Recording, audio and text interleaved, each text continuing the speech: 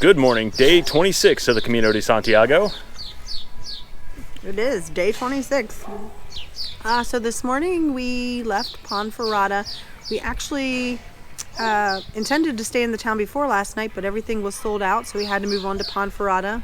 Had to pay a little bit of a pricey hotel, but we had a good night, and then we decided to stay in town a little late this morning so we could go see the Templar Castle, which is absolutely amazing, so we spent our morning doing that. It's a little afternoon now, and we are headed out.